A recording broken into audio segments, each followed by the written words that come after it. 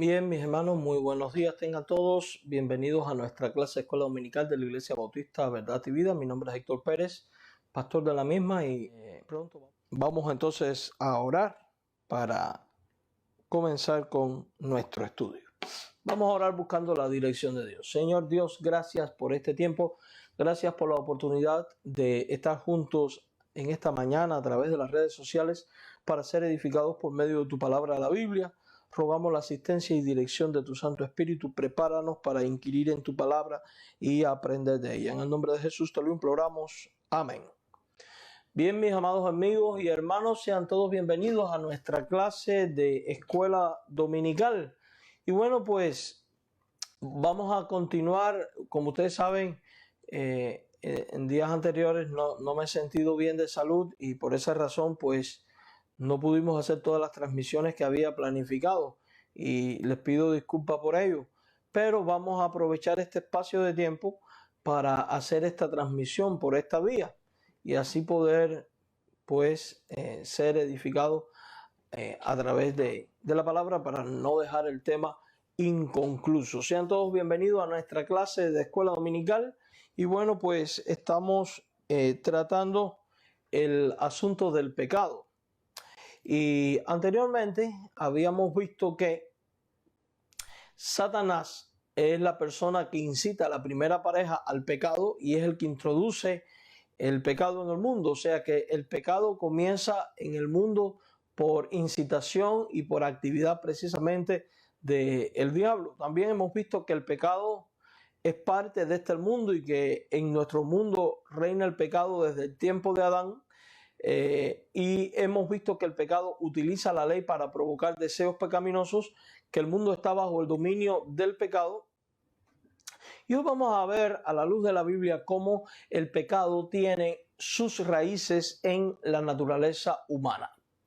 En otras palabras, cómo está enraizado en nuestra vida y cómo de nosotros no mortificarnos a nosotros mismos en el sentido de poner disciplinas espirituales en nuestra vida y batallar para luchar contra el pecado, terminamos sucumbiendo ante ello y por ende experimentando todas las consecuencias que ya vimos que trae el pecado: esclavitud, degradación y sobre todas las cosas una horrenda expectación de muerte.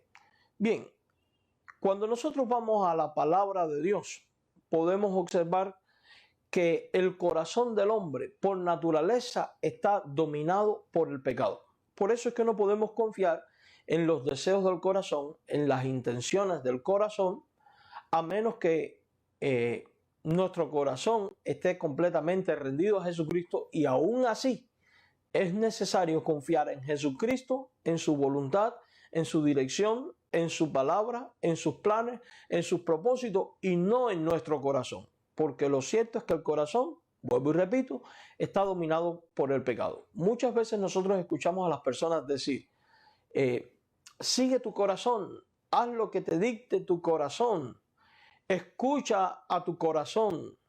No hay nada mejor que estar en paz contigo y con tu corazón. Pero ¿es esto correcto? ¿Es esto saludable? Y sobre todas las cosas, la pregunta más importante que debemos hacernos los cristianos es esto bíblico? Bueno, al examinar la palabra de Dios podemos darnos cuenta que quien se guíe por su corazón, por los pensamientos de su corazón, por las intenciones de su corazón, por los deseos de su corazón, va a terminar muy mal en su vida y no va a experimentar la gracia de Dios, no va a experimentar la voluntad de Dios, no va a poder entender los propósitos de Dios por la simple razón de que la Biblia enseña que el corazón es perverso por naturaleza y el corazón humano está dominado por el pecado. Cuando vamos a Jeremías capítulo 17, en el versículo número 9, la Biblia dice lo siguiente, y lo dice con respecto al corazón precisamente. Dice, engañoso es el corazón más que todas las cosas y perverso. ¿Quién lo conocerá? Fíjese, bajo la inspiración del Espíritu Santo de Dios, que es la persona que inspira a la Escritura y es quien muestra lo revelado por Dios, en este caso al profeta Jeremías, para que pusiera por escrito y sin error aquello que Dios ha dado. el Señor define la condición del corazón del hombre. Y es interesante que empieza con este adjetivo, engañoso, mostrándonos que entonces el corazón está marcado por esa condición natural que puede guiarme a creer que el corazón es una cosa cuando en realidad es otra. ¿Por qué? Porque es engañoso. Y es interesante que, además de decir la Biblia que es engañoso, dice que es más engañoso que todas las cosas. Y me pregunto, ¿cuántas cosas en la vida son propensas a ser engañosas? Son propensas a generar confusiones en nuestras vidas. Si nosotros hiciéramos una lista, podríamos identificar un sinnúmero de ellas. Y yo quiero que usted medite y piense en esto. Pero al mismo tiempo, considere que la Biblia dice que por encima de todas esas cosas, y más que todas esas cosas que en la vida suelen ser engañosas, más engañosos que todo ello es el corazón del hombre. Por tanto, yo no puedo confiar el tomar decisiones basado en las intenciones de mi corazón, porque mi corazón puede guiarme a tomar decisiones equivocadas porque el corazón es engañoso. Yo no puedo pretender discernir la voluntad de Dios guiándome por el corazón, porque el corazón es engañoso y puede guiarme a tomar el rumbo equivocado o el concepto equivocado con respecto a la voluntad de Dios. No puedo pretender estar dentro de los propósitos y de los planes divinos guiados por mi corazón, porque la Biblia dice que el corazón puede ser engañoso. Por tanto, si yo someto mi vida, mi voluntad, mis planes y todas las cosas al corazón, quiere decir que me convierto en alguien vulnerable a el engaño, a la equivocación y al error. Y ese no es el plan de Dios para tu vida ni para mi vida. Por esa razón, todas las decisiones de nuestra vida, nuestros conceptos, nuestros estilos de vida, etcétera, están fundamentados en la voluntad de Dios, en el consejo de Dios, en la palabra que viene de Dios, porque es la palabra el lugar más seguro, el lugar más confiable para venir a consultar la voluntad de Dios. Es Dios mismo, cuando entramos en un estado de oración con Él y de comunicación con Él por medio de la oración, la persona más idónea para darnos dirección, enseñanza, guía, para tomar decisiones correctas, etcétera, etcétera. Queda entonces descartado el corazón por la simple razón de que el corazón es engañoso. Ahora, note que la Biblia no solo dice que el corazón es engañoso, también la Biblia dice que el corazón es perverso. ¿Por qué dice la Biblia que el corazón es perverso? Porque el pecado mora en nosotros. Porque el pecado es parte de nuestra naturaleza. Porque el pecado fue transmitido a nosotros a través de Adán. Recuerden lo que vimos en el estudio anterior. Que en Adán todos pecaron y por Adán entró el pecado al mundo y el pecado pasó a todos los hombres por cuanto todos pecaron. Por tanto, el corazón nuestro tiene una tendencia a la pecaminosidad. Lo cierto es que de Jesucristo y a la dirección perfecta del Espíritu Santo de Dios, nosotros terminamos entonces actuando en perversidad. Por eso el libro de Romanos enseña que justo no hay ni siquiera uno, no hay bueno ni siquiera uno, no hay quien haga lo bueno, etcétera, etcétera. Y lo dice porque el hombre por naturaleza anhela el pecado y practica el pecado porque tiene un corazón perverso. Ese quiere decir que el corazón del hombre necesita ser transformado. Si tú no has creído en Jesús como Señor y como Salvador personal y lo que Él hizo en la cruz y cómo Él es el Hijo de Dios, enviado por Dios, el único medio a través del cual se obtiene el perdón del pecado, cuando uno experimenta arrepentimiento y pone la fe en su muerte y en su resurrección, la condición del hombre en su corazón no cambia y sigue bajo perversidad. Claro está, cuando uno cree en Jesucristo como Señor y Salvador, es quitada la culpa y la consecuencia del pecado, pero no es librado de la presencia del pecado hasta que no entre al reino de los cielos. Eso quiere decir que aun cuando somos cristianos, necesitamos seguir en una dependencia de Jesucristo y del Espíritu Santo, buscando su llenura y su dirección y control, porque De lo contrario, el pecado que mora en nuestro corazón y nuestro corazón, que es perverso por naturaleza, va a tender a actuar en perversidad. No nos extraña entonces que un creyente que deja de orar, un creyente que deja de velar, un creyente que no estudia la Biblia, un creyente que no adora al Señor su Dios, un creyente que abandona todas las disciplinas espirituales establecidas por Dios en su palabra para tener una sana relación con Cristo y además poder crecer, madurar y andar en novedad de vida y en santidad, es alguien cuyo corazón termina entenebrecido bajo los efectos del engaño y en perversidad, y por tanto pecando deliberadamente contra Dios y contra sus hermanos, acarreando consecuencias sobre su vida y también un sinnúmero de males sobre la iglesia de Jesucristo y el mundo, en el sentido de que su luz deja de brillar, su sal deja de tener sazón y por tanto, lejos de ser un objeto de bendición y un instrumento de Dios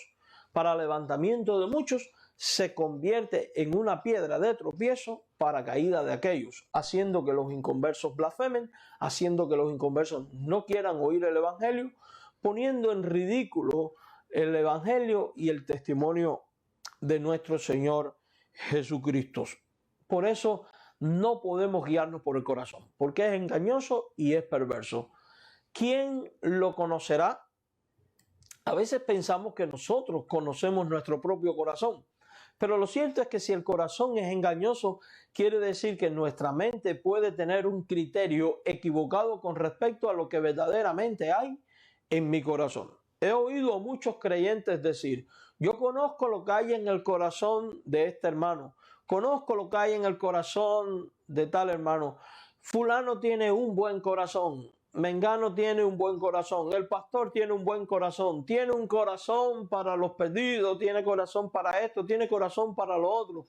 Y esas frases deben alarmarnos y esas frases deben desaparecer de nuestro vocabulario por la simple razón de que la Biblia nos enseña que el corazón puede ser engañoso y perverso y por tanto no puedo confiar en el corazón absolutamente de nadie porque yo como ser humano no conozco lo que hay en el corazón. Solamente Dios conoce verdaderamente lo que hay en el corazón de una persona. Por eso dice el versículo 10, yo Jehová que escudriño la mente, que pruebo el corazón, dice, para dar a cada uno según su camino, según el fruto de sus obras. Y quiero que preste especial atención en esta última parte del versículo, para dar a cada uno según su camino, según el fruto de sus obras. Esto nos debe de hacer pensar y debe conducirnos a lo siguiente: entender que si mi corazón es engañoso y es perverso, quiere decir que tiene una tendencia natural hacia el pecado. Entonces, si el Señor mi Dios da a cada uno según su camino y según el fruto de sus obras, y yo dejo que el pecado gobierne mi corazón y la perversidad natural del corazón tome el control de mi vida, entonces yo voy a recibir de Dios el justo merecimiento de su juicio y de su ira, por cuanto no seguí sus caminos, sino mis caminos, los caminos de mi corazón. Quiere decir que si el creyente quiere ver días buenos para su vida, quiere ver la bendición de Dios obrando en su vida, quiere ver cómo el Señor su Dios le usa y quiere oír de Dios esa frase que dice buen siervo y fiel, entonces el creyente ha de rendir el control de su corazón a Jesucristo, a la voluntad de Jesucristo. El corazón del creyente tiene que estar dominado por el Espíritu Santo para que cuando venga el día del juicio podamos experimentar la bendición de haber hecho lo que la Biblia dice. Recuerde que la Biblia enseña que lo que el hombre siembra, ese cosecha, y el que siembra para la carne, de la carne segará corrupción, pero el que siembra del Espíritu segará bendición, segará vida eterna. Entonces quiere decir que es conveniente trabajar en nuestro corazón para que éste no esté bajo el dominio de la naturaleza engañosa y perversa que le gobierna, sino bajo el dominio y el poder del Espíritu Santo. Con todo esto, ¿se ha puesto usted a pensar en algo, mi hermano? ¿Cuán imprescindible es que nosotros trabajemos en nuestra propia vida contra el pecado que mora en nuestro corazón? Y esto es muy interesante porque muchas veces nos encontramos enfocados en un sinnúmero de cosas, en las cosas espirituales, y abandonamos lo principal, que es nuestra relación con Dios, que es vivir para honrar a Jesucristo en todas las cosas. Y eso implica tener un corazón bajo su señorío y bajo su dominio. Por eso la Biblia, y voy a repetir esta idea, lo dije en el estudio pasado, pero lo voy a repetir porque creo que es imprescindible. Por eso la Biblia enseña que no debemos estar sacando la paja del ojo ajeno, porque nuestro ojo tiene una propia viga.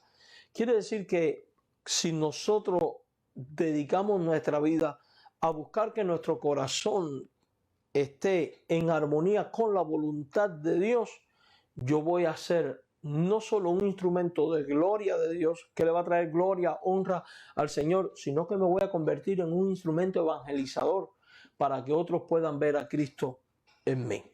Ahora, quiero que preste especial atención a lo que dice el Evangelio de Mateo capítulo 15 en el versículo número 19. Dice que del corazón, que es lo que estamos tratando, salen los malos pensamientos. Del corazón salen los homicidios. Del corazón salen los adulterios, las fornicaciones, los hurtos, los falsos testimonios, las blasfemias. Esto es muy interesante. Yo no sé cómo la gente puede decir guíate por tu corazón, escucha tu corazón, haz lo que tu corazón te diga. Porque lo cierto es que si el corazón está dominado por el pecado y del corazón salen todas estas cosas, entonces de lo menos que yo debo de fiarme en mi vida es de mi corazón. La Biblia presenta al corazón como el asentamiento de los sentimientos del hombre. Y lo cierto es que si nosotros damos la rienda de nuestro corazón al pecado, de ahí van a salir estas cosas. Sin embargo, en otra parte de la Biblia, en el libro de Gálatas, enseña que los frutos del Espíritu son contrarios a todos estos. Amor, gozo, paz, benignidad, bondad, templanza, dominio propio, etcétera, etcétera. Claro está, estos frutos solo son producidos cuando nuestro corazón está bajo el señorío de Jesucristo, bajo la autoridad y dominio y control del Espíritu Santo de Dios. Es muy claro que la Biblia enseña que son los malos pensamientos, los homicidios, los adulterios, las fornicaciones, los hurtos, los falsos testimonios y las blasfemias. Estas cosas son las que contaminan al hombre. O sea que cuando mi corazón está dominado por estas cosas, yo estoy contaminado y contamino a otro. Ahora, la Biblia enseña un sinnúmero de cosas y aquí debemos detenernos porque con mucha facilidad nosotros tenemos una tendencia a clasificar los pecados en más graves y menos graves. Es cierto que hay pecados más graves y menos graves. Es cierto que hay pecados que causan más daño que otros. Pero también es cierto que ante la presencia de Dios, pecado por pecado es pecado. Sea cual sea el pecado que nosotros cometamos, este siempre va a deshonrar el nombre de Dios y nunca va a edificar la vida del creyente. Por tanto, yo no puedo pretender justificar determinados pecados en mi vida mirando el que otros pecan de una manera más profunda, de una manera diferente o quizás menos grave que la mía. Mi patrón a compararme con respecto al pecado nunca puede ser otro ser humano, porque el otro es tan pecador como yo. Y la tendencia natural, engañosa y pecaminosa del corazón va a llevarnos siempre a buscar compararnos con alguien peor que nosotros y nunca con alguien más santo que nosotros. Nuestro modelo a imitar es siempre Jesucristo. La Biblia dice que hasta que lleguemos a la estatura de la medida de la plenitud de Cristo, es Él y solo Él con quien debemos de compararnos, porque es Él el que es santo y Él es el que nos ha dicho ser santo, porque yo soy santo. Ahora, ¿por qué digo esto? Porque si comparamos esta lista de pecados que sale del corazón, podemos darnos cuenta que algunos son más dañinos que otros, aparentemente causan más daño en la sociedad y en el ser humano más que otros, pero al final son pecados. Y note que si nosotros hoy hablamos de homicidios, diríamos, bueno, yo no soy tan malo, ni mi corazón es tan malo, porque yo nunca he matado a nadie. Pero cuidado, la Biblia enseña que matar a alguien, un homicidio, es también, por ejemplo, degradar la figura de tu prójimo. Ese prójimo que fue hecho a imagen y semejanza de Dios. Homicidio es algo como tener un mal pensamiento, un criterio de odio o retener el perdón a alguien que es tu prójimo. Y Jesucristo dijo que el que le llame necio o fatuo a un hermano, el tal es homicida. Entonces, ¿he sido yo homicida, sí o no? Cuando meditamos en estas cosas y somos sinceros ante Dios y con nosotros mismos, podemos darnos cuenta que en nuestro corazón muchas veces hemos cometido homicidios, hemos pecado contra Dios y por tanto no puedo decir que mi corazón es bueno. El adulterio. Alguno podrá decir, yo nunca he sido infiel a mi esposa o a mi esposo. Pero cuando vamos a la Biblia podemos darnos cuenta que dentro del adulterio están enmarcados toda clase de impurezas sexuales. Por tanto, la pornografía, los malos pensamientos, las concupiscencias propias de la carne. Y Jesucristo mismo dijo que cuando alguien desea a alguien para tener relaciones sexuales con ella en su mente y en su corazón, ya cometió adulterio. Por tanto, podemos darnos cuenta que el corazón no está bueno. Las fornicaciones, el hurto, y uno podría decir nunca he robado, los falsos testimonios, la blasfemia, y quizás usted no ha caído en esto y en lo otro. Y es cierto que los creyentes generalmente, en su mayoría, son personas que no cometen homicidio físico, no cometen adulterios, no absolutizo porque ha habido creyentes adúlteros, no caen en fornicación, en hurto, en falsos testimonios y la blasfemia. Pero fíjese, generalmente nos enfocamos en esta clase de pecado que implica la ejecución propia del mal a tal punto que se hace visible. Pero, ¿qué hay con los malos pensamientos? ¿Se da cuenta usted que sale del corazón y que es un pecado también delante de Dios? Es un pecado cuando en mi corazón domina los malos pensamientos con respecto a cualquier persona, sea esta creyente o no. ¿Y cuántas veces en la vida cristiana usted no se ha formulado un mal criterio de un creyente o lo ha juzgado apresuradamente o llena su corazón de no confío en este y no confío en el otro o usted ha dejado que el pecado tome el control de su vida, que cada vez que viene alguien a decirle algo, a proponerle algo o a querer hacer algo, usted enseguida piensa que lo está haciendo pensando en el mal o porque va a hacer el mal o porque va a ejecutar el mal o porque viene a abusar o porque tiene una doble intención. Tenemos que tener cuidado porque a eso la Biblia le llama malicia, y la malicia es uno de los frutos de la carne. El fruto del Espíritu es la benignidad, es llegar a la capacidad de tener un corazón limpio, un corazón que está lleno de buenos pensamientos y no de malos pensamientos. Por eso, si somos alguien que ha desarrollado malos pensamientos en su vida, usted tiene que batallar contra este pecado. Porque fíjese cuán peligroso es esto, que la Biblia, Jesucristo lo pone en la misma lista de los homicidios, adulterio, fornicación, el hurto, los falsos testimonios y la blasfemia. Quiere decir que este es tan dañino como el otro. Y más cuando los malos pensamientos han amargado tu vida y mi vida. Los malos pensamientos generan conflictos, los malos pensamientos generan divisiones. Estoy hablando en el contexto de la iglesia. Esto aplica a todos los contextos de la vida, ha generado guerras, pleitos entre vecinos, entre familias, etcétera, etcétera. Si usted es cristiano, usted tiene que llenar su vida de una forma de pensar benigna, no de malos pensamientos. Los malos pensamientos a veces han frustrado ministerios en la iglesia. El pastor, por ejemplo, un líder, un hermano determinado, viene con algo que Dios le ha guiado a hacer para instalar un buen ministerio, y porque nuestra vida está llena de malos pensamientos, enseguida pensamos que el hermano tiene dobles intenciones, o quiere hacer algo inadecuado, o quiere sacar provecho, o lo hace por competir conmigo, o porque viene para apoderarse de lo que yo estoy haciendo. Y los malos pensamientos desatan todo un abanico de consecuencias que no permite que el Espíritu de Dios obre, se glorifique, y no permite que Dios sea honrado en la vida de esa persona e incluso en la iglesia. Por eso es importante que nosotros, como el salmista, digamos: examíname, oh Dios, y ve si hay en mí camino de perversidad. Mira mi corazón.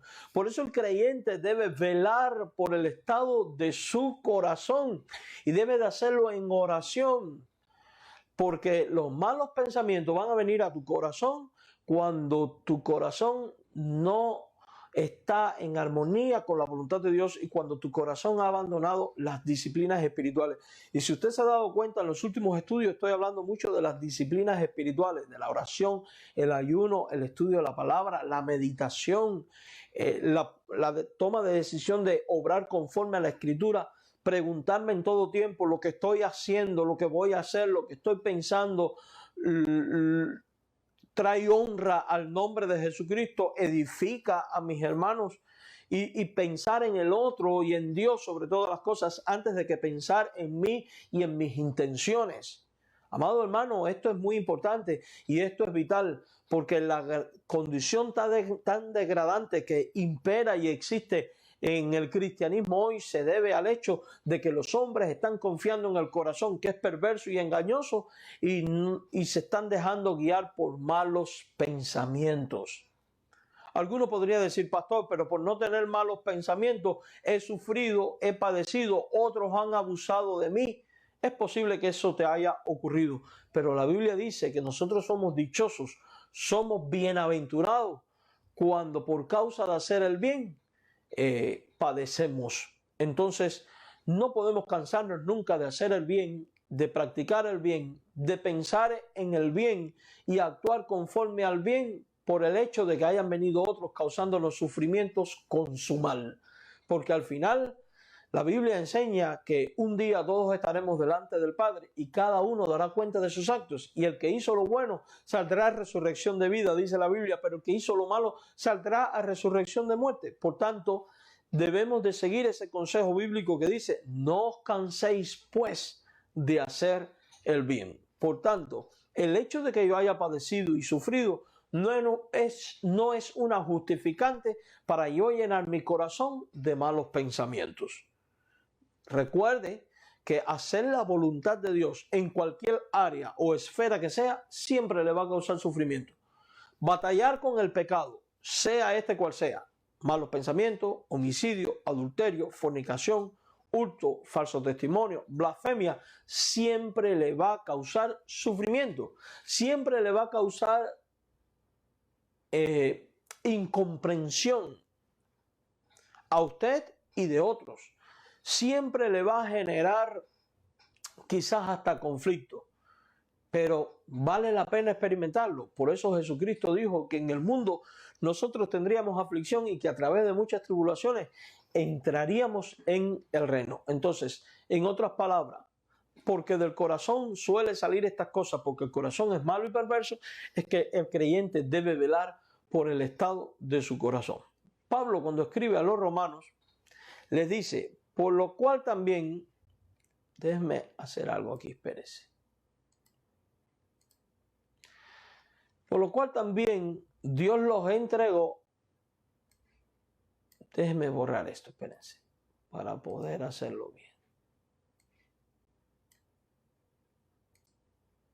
Bueno, dice, y esto está en el contexto de los idólatras, de los que pecan deliberadamente. Si vemos los versículos que vienen anterior, Dice que habiendo conocido a Dios no le glorificaron como a Dios ni le dieron gracias, sino que se envanecieron en su razonamiento. Mire esto, cuando uno abandona la voluntad de Dios para seguir su propio corazón, uno termina, dice la Biblia, envanecido y describe este pasaje al corazón como necio. Dice, su necio corazón fue entenebrecido. Cuando uno sigue el pecado y sus propios pensamientos, el corazón es entenebrecido. Y el hombre termina entonces, aunque se crea sabio, dice la Biblia que el hombre termina siendo un necio y cambia la gloria de Dios incorruptible en semejanza de imagen de hombre corruptible, de ave, de cuadrúpedo, de reptiles, y está en el contexto de la idolatría y toda clase de rebeldía contra Dios. Y es entonces cuando dice Pablo, por lo cual también Dios los entregó a la inmundicia en la concupiscencia de sus corazones, en los deseos propios de su corazón, o sea, su deseo pecaminoso, de modo que deshonraron entre sí sus propios cuerpos, ya que cambiaron la verdad de Dios por la mentira, honrando y dando culto a las criaturas antes que al Creador. Por eso es tan peligroso el corazón. Cuando uno no busca hacer la voluntad de Dios, poner en práctica el consejo de Dios y obedecer incondicionalmente las cosas que Dios le ha enseñado, tal persona entonces va a actuar conforme a la naturaleza propia de su corazón, que es engañoso, perverso y del cual salen todos los males que ya vimos, y por tanto Dios lo entrega a sí mismo a sus propios deseos.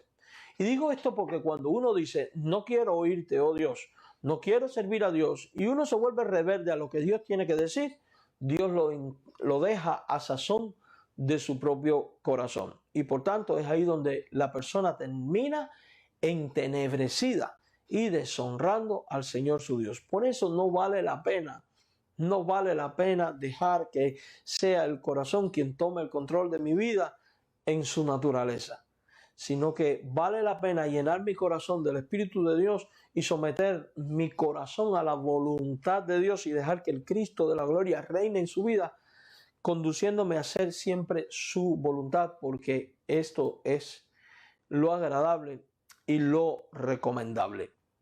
Hebreos 3:12 dice, mirad hermanos, y note que aquí tenemos este imperativo. El creyente debe contemplar, debe observar, debe mirar. Y decimos que es el creyente porque el autor de la epístola habla de hermanos, un calificativo que solo se usa para todos aquellos que han sido adoptados por la fe en Jesucristo como hijos de Dios. ¿Y qué es lo que dice el autor de los Hebreos a los hermanos? Que no haya en ninguno de vuestros corazones en ninguno de vuestros corazones malos de incredulidad para apartarse del Dios vivo.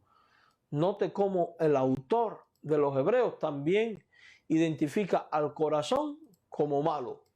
¿Por qué? Porque el corazón puede ser propenso a la incredulidad. Quiere decir que el corazón es propenso. El corazón es el que define o la fe y la incredulidad. Si mi corazón está lleno de mí y de mi propia naturaleza, la incredulidad, la desconfianza en Dios va a imperar. Ahora, no vea la palabra incredulidad necesariamente como ateísmo, porque incredulidad no es negar la existencia de Dios. Incredulidad es también saber que Dios está ahí, es como es, actúa como actúa, tiene el poder que tiene, y aún así no decidir creer a lo que Dios dice, a lo que Dios manda, a lo que Dios ordena, y actuar por cuenta propia, ajena de la voluntad de Dios y ajeno de la dirección de Dios. El creyente que es rebelde a la voluntad de Dios, al propósito de Dios y al plan de Dios para su vida, es un creyente que está actuando en incredulidad porque no le cree a Dios, y por tanto está creyéndole a su corazón que es malo, y ese termina experimentando un sinnúmero de consecuencias de las cuales vamos a ver. Y el deseo de Dios al advertirnos estas cosas y al revelar la realidad de lo que es nuestro corazón, no es para censurar, no es para condenarnos y hacernos sentir mal, en el sentido de que nos veamos aplastados. No, es para que nos sintamos mal con respecto al pecado, abramos los ojos y reflexionemos para que podamos crecer, madurar y andar en novedad de vida, abandonando el pecado y decidir en ayuno y oración empezar a trabajar en el corazón para hacer la voluntad de Dios. Amado hermano, la Biblia también enseña que la naturaleza humana está fundamentalmente opuesta a Dios, y esto es importante, porque muchas veces vemos a personas determinadas y decimos, tiene un buen corazón, no conoce a Dios, pero es muy buena, y no conoce a Dios, pero no se opone a Dios. Bueno, la Biblia enseña que la naturaleza humana está fundamentalmente opuesta a Dios. Dice Romanos 8, versos 5 al 8, porque los que son de la carne piensan en las cosas de la carne, pero los que son del Espíritu, en las cosas del Espíritu. Nuevamente aquí vemos esta dualidad, el creyente espiritual, el creyente carnal. Y la Biblia es muy clara. Cuando una persona vemos que continuamente da fruto de la carne, es porque es carnal. Es porque esa persona ha estado pensando solamente en las cosas de la carne. O sea, pensando en cómo robar, cómo mentir, cómo tener malos pensamientos, pensando en cómo va a actuar para vencer sobre el otro, cómo va a hacer que su criterio sea mejor que el otro, cómo va a juzgar al otro. Y a veces lo hace premeditadamente y a veces inconscientemente. Y digo inconscientemente porque de la abundancia del corazón habla la boca, dice la Biblia. Porque lo hace por naturaleza, porque su vida está bajo el dominio de su corazón y por ende del pecado. Por eso el carnal piensa en las cosas de la carne. Eso debe de hacernos pensar. Y yo quiero que usted ahora se haga esta pregunta. ¿Cuáles son los pensamientos que dominan mi mente y mi corazón? ¿Son llenos de la voluntad de Dios? ¿Son de benignidad? ¿Son de confianza, de entrega, etcétera, etcétera? ¿O yo estoy marcado por los malos pensamientos, por malicia, el orgullo, arrogancia, etcétera? Esto es muy importante que nosotros nos lo preguntemos, porque eso va a revelar la realidad de lo que hay en ti. Y el deseo de Dios no es que tú seas carnal, es que tú seas espiritual. Pero lo cierto es que el carnal piensa en las cosas de la carne. El espiritual va a pensar en las cosas que son del espíritu. Va a pensar en cómo tener gozo, cómo tener paz, cómo ser benigno, cómo tener dominio propio, cómo evitar ver la paja en el ojo ajeno, va a evitar el juzgar, el condenar, va a evitar los malos pensamientos, va a evitar el adulterio, la fornicación, el robar, va a evitar todo lo que no honra a Jesucristo. Y como está tan ocupado en las cosas del Espíritu, entonces, y le preocupan las cosas del Espíritu y quiere las cosas del Espíritu, el creyente espiritual entonces es alguien que entiende que para todo esto depende de Dios y por tanto se dedica a buscar de Dios estas cosas al estudiar la Biblia, al meditar la Escritura, al aplicar la Escritura y al orar continuamente en la presencia de Dios. Ahora, note que en el versículo 6 el apóstol Pablo dice, el ocuparse de la carne es muerte. El ocuparse del espíritu trae dos resultados. Trae vida y además trae paz. Quiero preguntarte en esta mañana y quiero que seas bien sincero. ¿En qué te estás ocupando? ¿En las cosas de la carne o en las del espíritu? Esto es muy importante. Y es importante que respondas en oración y con sinceridad. No guiado por lo que te está diciendo tu corazón, porque ya vimos que es engañoso. Responde, mírate a ti mismo, mira tu vida, mira tus acciones, ¿qué está dominando tus pensamientos? Y sé sincero contigo, porque de lo contrario, puede ser que estés allá, puede ser que estés ocupándote de la carne en vez del espíritu. Y cuidado, porque para el creyente es muy fácil ocuparse de las cosas de la carne pensando que está ocupándose de las cosas del espíritu. Por ejemplo, he visto en el ministerio a muchas personas que dicen, temo mucho a Dios, tengo un celo por las cosas de Dios muy grande, porque esto es de Dios, tengo que celarlo, porque la iglesia es de Dios, tengo que celarlo, celo por la santidad, celo por el ministerio, celo por esto y celo por aquello. Pero resulta que el supuesto celo genera divisiones, pleitos, contiendas, soberbia, arrogancia. Y estas son las personas que dicen, porque tengo tanto celo por la santidad de Dios, es que se dedica a investigar la vida de todo el mundo para señalar sus errores y sus pecados.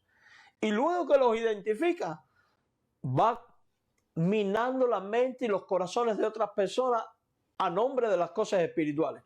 Hay que orar por hay que orar por el hermano tal, me preocupa mucho. Y el incauto cuando cae dice, ¿por qué, hermano? Dice, porque fulano dejó a mengana y le está haciendo infiel y es un sinvergüenza y es un hipócrita y es un falsante. Tenemos que tener cuidado. Los malos pensamientos a nombre de la santidad o del temor a Dios también son frutos carnales, hermano. Cuando vemos personas que vienen y dicen, me preocupa lo que está haciendo aquel o el otro. Conocí a alguien así, a alguien que continuamente pensaba que todo el que venía a la iglesia venía porque era un depredador sexual e iba a tocar o abusar a los niños. Una vez tuve que confrontar a esta persona y corregirle. Digo, hermano, usted no puede andar por la vida pensando que todo el mundo viene a hacer eso. Una cosa es que usted tome cuidado y otra es que usted esté pensando esto de todo el mundo. Y a la luz de la Biblia, esto es muy peligroso. Porque es muy fácil, a nombre de las cosas espirituales, desarrollar una actitud carnal. El ocuparse del espíritu es en ocuparse en dar todos los frutos del espíritu. Es vivir conforme a las bienaventuranzas. Ser pobres en espíritu, llorar en el espíritu, etcétera, etcétera, etcétera. Quiere decir que todo esto debe conducirme a autoexaminar mi vida. Porque estas palabras no son para examinar la vida de otros y enseguida desarrollar criterios. Oh, fulano, mengano es un carnal. No, el carnal eres tú si estás haciendo eso en este momento. Estas cosas son para que usted se autoexamine y a la luz de la Biblia corrija su vida y su corazón y empiece a ocuparse del Espíritu. Y preste especial atención. Es usted y solo usted el único que puede ocuparse del Espíritu en usted, de las cosas espirituales. Yo no puedo ocuparme por ti de las cosas del Espíritu. La Biblia dice que es usted quien debe de ocuparse, con la asistencia del Espíritu mismo de Dios, con los recursos que Dios nos ha dado y con las disciplinas que el Señor nos ha otorgado para lograr estas cosas. Dice Romanos 7, porque sabemos que la ley es espiritual, mas yo soy carnal. Esa es la realidad de nuestra naturaleza, carnal, vendido al pecado. Si yo doy rienda suelta a mi naturaleza, pues yo sigo la carnalidad y sigo el pecado. Porque lo que hago no lo entiendo, pues no hago lo que quiero, sino lo que aborrezco, eso hago. Y Pablo está exponiendo la lucha espiritual de él. Es la misma que tiene usted y la misma que tengo yo. Si yo no trabajo para darle rienda suelta, para entregar el control de mi vida al Espíritu de Dios, yo voy a terminar dándole rienda suelta al pecado en mi vida y por tanto haciendo lo que Dios no quiere. Por eso Pablo dice, y si lo que no quiero, esto hago, apruebo que la ley es buena. De manera que ya no soy quien hace aquello, sino el pecado que mora en mí. Ahora, fíjese esto.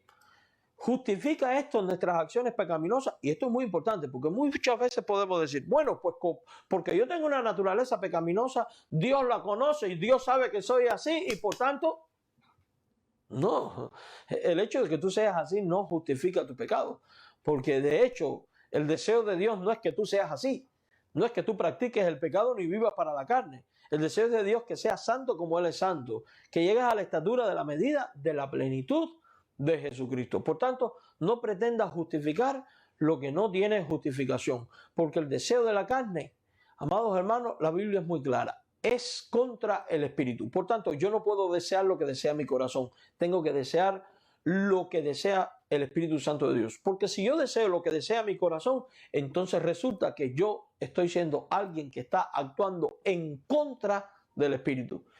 Y la Biblia es muy clara, no contra el Espíritu, sino que además entro en una guerra con el Espíritu Santo mismo. ¿Por qué? Porque el Espíritu es contra la carne. Quiere decir que el Espíritu no va a justificar tu actitud carnal y va a batallar contra tu actitud carnal. La Biblia es muy clara.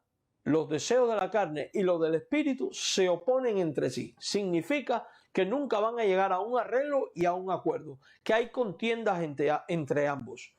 Y esto es para que no hagáis lo que quisieres. Y esto es muy importante, no hagáis lo que quisieres. En otras palabras, para que sometas tu voluntad no a ti mismo, a tu concupiscencia, sino al Espíritu Santo de Dios. Pero si sois guiados por el Espíritu, no estáis bajo la ley. Manifiestas son las obras de la carne. Y la Biblia dice que si esto está en ti, esto es lo que tú eres: adulterio, fornicación, inmundicia, lascivia, idolatría, hechicería, enemistades, pleitos, celos, ira, contienda, disensiones, herejías, envidia, homicidios, borracheras, orgías.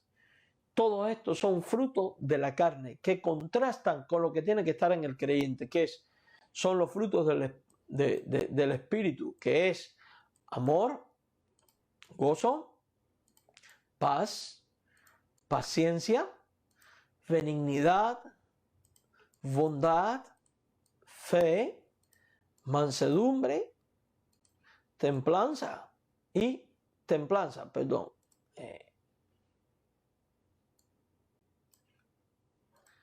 Estos son los frutos del Espíritu de Dios y son los frutos que Dios quiere ver en tu vida y en mi vida. Dice Efesios 2:3, entre los cuales también todos nosotros vivimos en otro tiempo los deseos de nuestra carne. Y nota que habla de los creyentes espirituales como personas que vivieron en los deseos de la carne. ¿Por qué? Porque hacían la voluntad de la carne. Y note cómo habla en pasado. En pasado, los pensamientos éramos por naturaleza hijos de lo mismo que los demás. Y habla en pasado porque se espera que el Hijo de Dios no viva conforme a los deseos de la carne,